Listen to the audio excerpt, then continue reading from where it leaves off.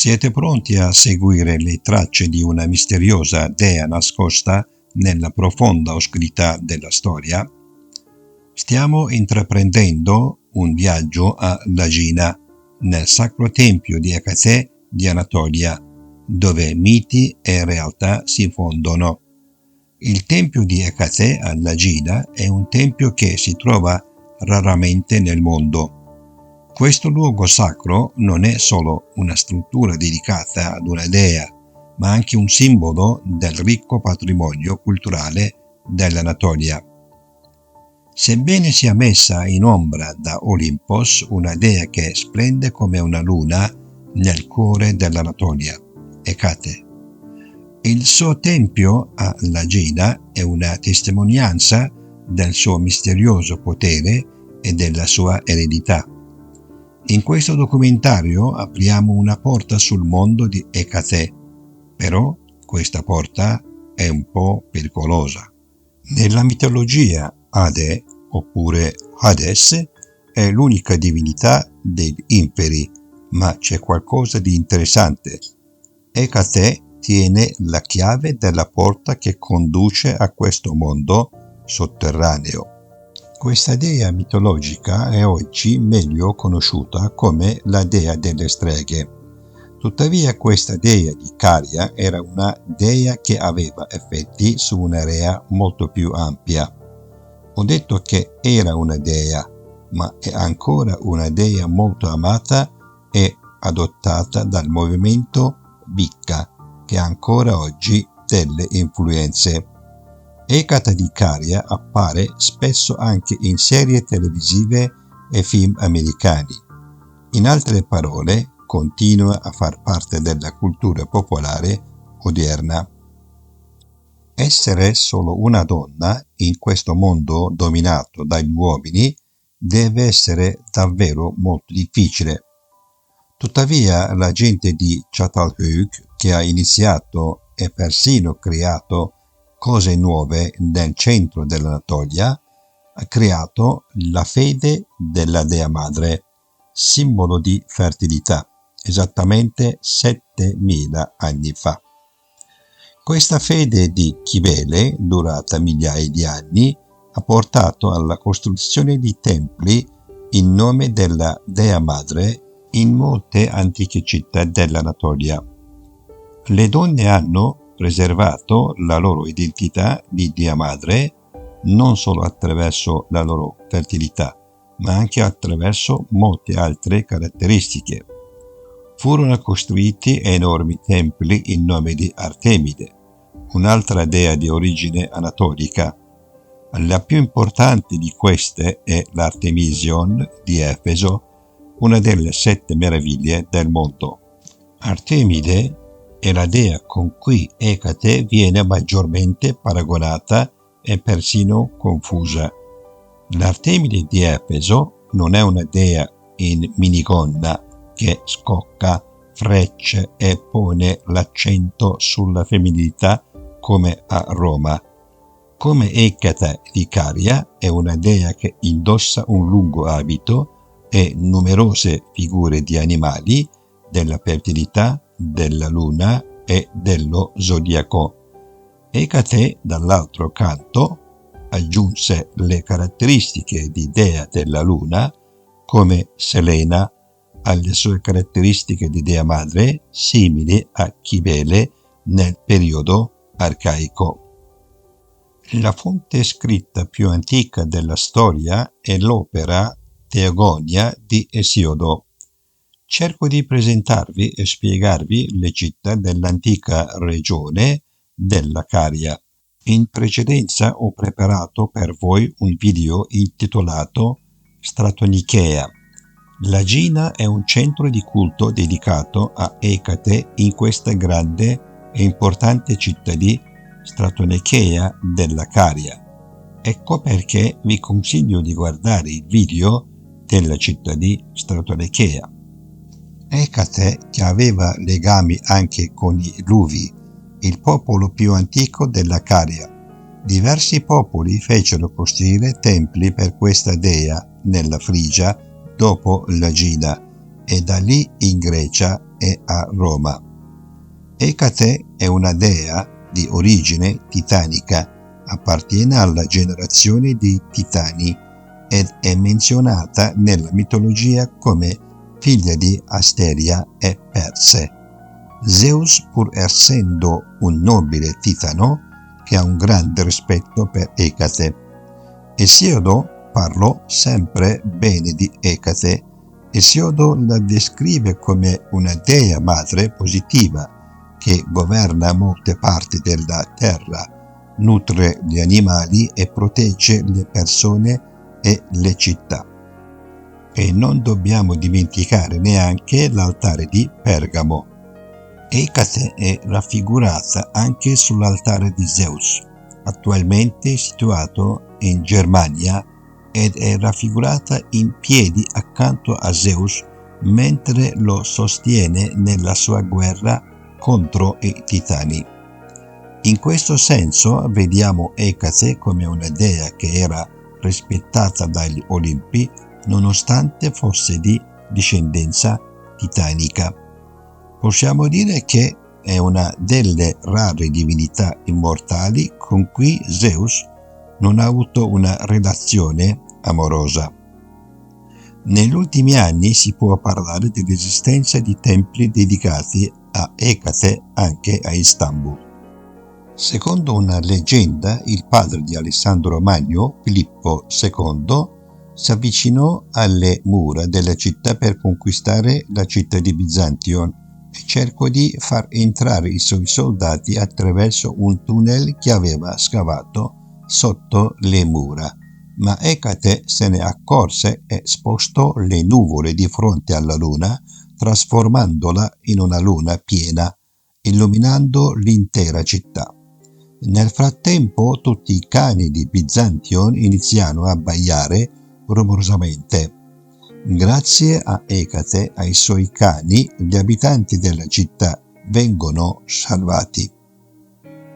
Grazie a questa leggenda, Ecate divenne una dea molto rispettata a Istanbul. Probabilmente esistevano templi o santuari dedicati alla dea. Nella Istanbul odierna i cani continuano a mantenere il loro posto e a vivere insieme con i cittadini. In seguito alla distruzione della città da parte di Settimio Severo, non rimane molto dell'epoca greca. Purtroppo l'attuale Istanbul non è una città adattata agli scavi, poiché da migliaia di anni nello stesso luogo si è svolto ininterrottamente un processo di costruzione impossibile raggiungere le opere risalenti a circa 2500 anni fa. È possibile che ci sia un tempio dedicato a Ecate nell'antica città di Calcedonia, i cui scavi sono in corso nella parte anatolica di Istanbul. Come ho detto prima, secondo Esiodo, Ecate era una dea madre i cui aspetti belli e positivi emergevano. Come mai questa dea è stata associata alla stregoneria? La luna. La luna è responsabile di questo cambiamento di credenza. Perché? Dark Side of the Moon. Scusatemi, era una bellissima canzone di Pink Floyd. Sì, ma è vero che esiste un lato oscuro della luna.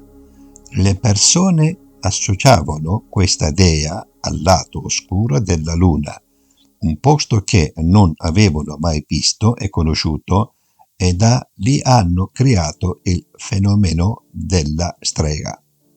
Come ho detto prima, ci sono 3 dee conosciute come dee della luna.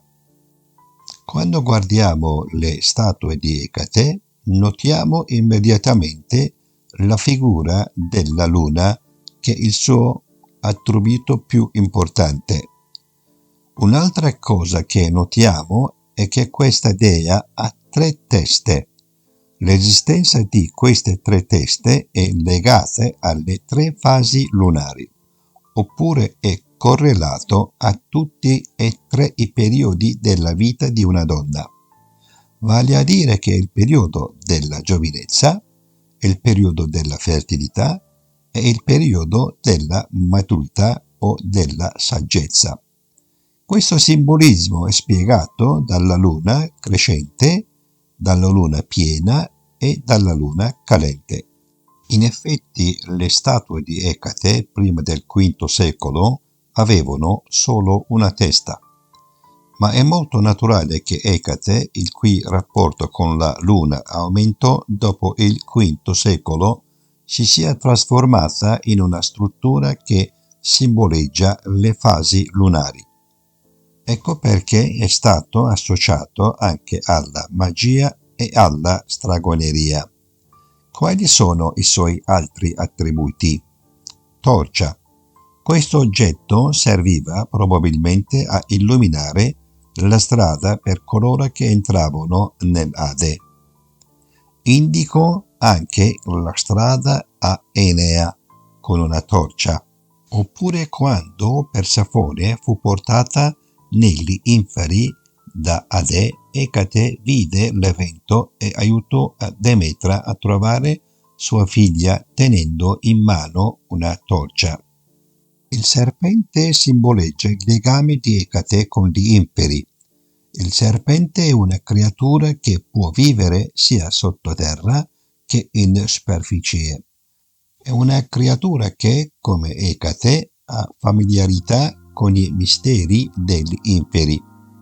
Un cane nero, ma femmina, non uguale al Cerbero, ha 3 teste che custodisce le porte dell'Ade. Ma Ecate ha 3 teste, il che è un altro dettaglio interessante. Il cane è un animale protettivo. Sorveglia un luogo, una persona, una porta, come in Cerbero. Proprio come nessuno può entrare dall'esterno, nessuno può uscire dall'interno. Ecco perché il cane è un essere importante anche per Ecate. Ecate era anche la protettrice degli incroci. Possiamo infatti dire che era la protettrice delle città. E come ho detto prima, la chiave che apriva le porte dell'Ade. Anche se Ecate non era una dea dell'Olimpo, poteva andare negli inferi. Dei 12 dei, solo Ade è il dio degli inferi, un luogo in cui possono entrare solo i morti, ad eccezione di Ade ed Ecate.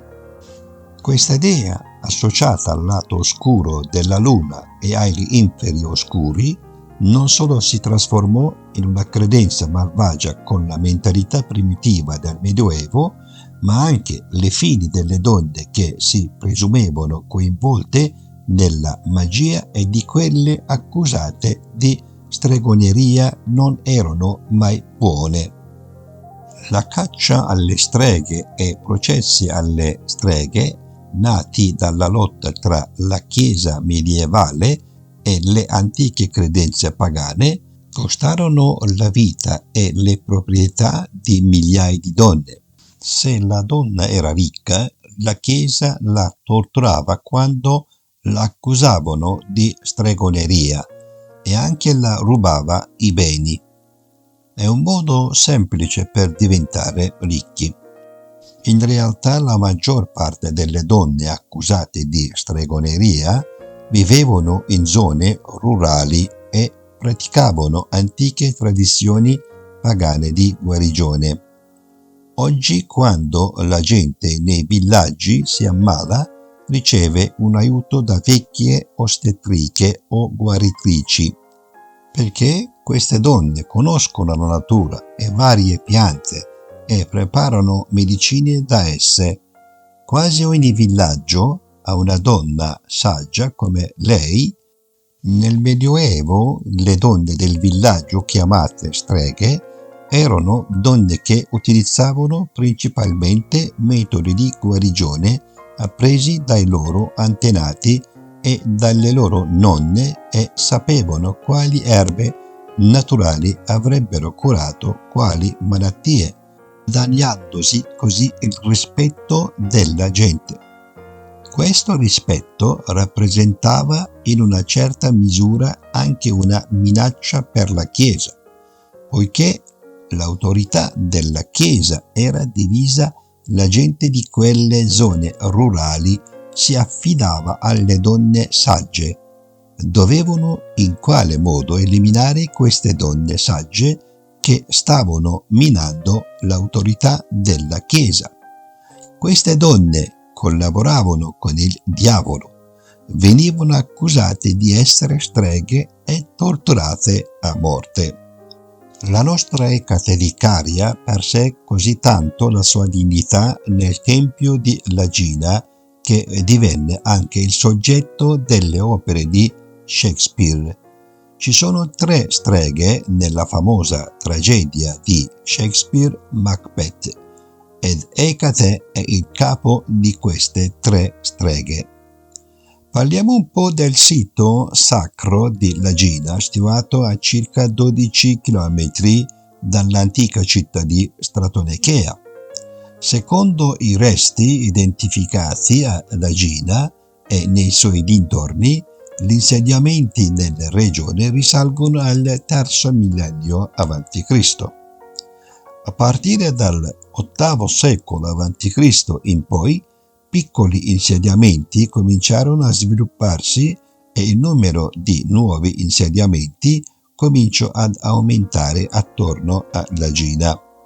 Come conseguenza di questo sviluppo, nel corso del tempo, vennero sviluppate aree sacre e costruite grandi strutture monumentali. I re seleucidi fecero del sito sacro di Lagina il centro religioso e della città di Stratonechea il centro politico della regione, realizzando grandi opere costruttive. Secondo quanto sappiamo dalle iscrizioni ancora esistenti a Lagina e sui muri del Bulauterion di Stratonechea, queste 2 città erano collegate tra loro da una strada sacra. L'area sacra di Lagina comprende il propileo, cioè porta d'ingresso monumentale, la via sacra, l'altare, il peribolo, la stoa dorica e il tempio di Ecate. L'area sacra è circondata da mura alte 2 metri che costituiscono anche il muro posteriore della stoa. La monumentale struttura d'ingresso, dotata di 3 ingressi e di un abside, sorretta da 4 colonne ioniche all'estremità occidentale, è collegata alla stoa tramite una porta. Ci sono 10 file di scale che collegano la strada lastricata in pietra che porta dal monumentale cancello d'ingresso all'altare. Nel 40 a.C. il generale romano Labianus, alleato dei Parti, attaccò Stratonechea nella sua lotta contro i Romani, ma non riuscì a conquistarla.